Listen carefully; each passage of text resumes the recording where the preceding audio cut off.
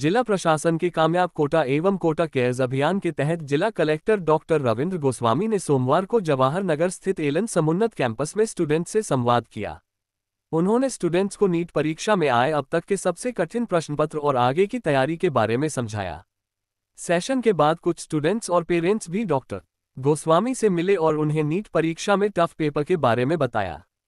इस पर डॉक्टर गोस्वामी ने उन्हें समझाया और कहा कि यदि पेपर टफ था तो कट ऑफ भी डाउन होगी। कॉम्पिटिटिव एग्जाम्स की यही खासियत है।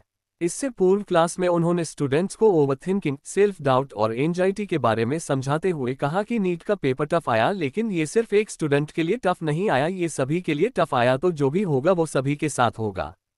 पहले पूरे में से पूरे नंबर कई स्टूडेंट्स के आए, लेकिन इस वर्ष हो सकता है ऐसा नहीं हो, कट ऑफ डाउन होगी। अब बात ऐसी परीक्षा के लिए तैयार होने की, तो हमें हमारी कमजोरी ढूंढनी चाहिए और फिर उसे स्वीकार करना चाहिए। आपका सब कॉशियस माइंड कृष्ण है और कॉन्शियस माइंड अर्जुन है। अर्जुन सच बोलता है कि मैं नहीं लड़ सकता, मैं युद्ध से भागता हूं। कृष्ण उन्हें जीतने के लिए डटे रहने की बात कहते हैं। ऐसे समय में पेपर से डरना नहीं है, उसे हल करने के लिए और अधिक मजबूत होना है। अपने लक्ष्य के प्रति ईमानदारी से मेहनत करते हुए अपनी कमजोरियों को दूर करें। उन्होंने कहा कि सेल्फ डाउट दिमाग का मैकेनिज्म है जो हमें अवेयर रखता है। हम जिस चीज को इंपॉर्टेंस देते हैं, दिमाग उसको बार बार क्रॉस चेक करता है।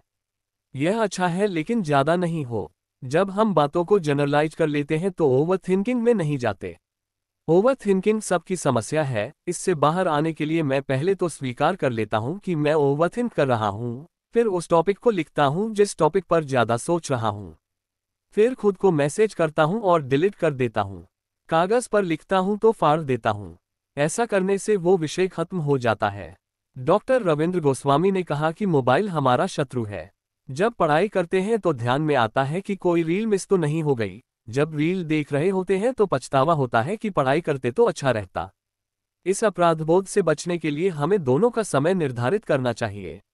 जब पढ़ाई करें तो सिर्फ पढ़ाई में ही ध्यान हो और जब रील देखेंगे तो पूरे ध्यान से ही देखेंगे।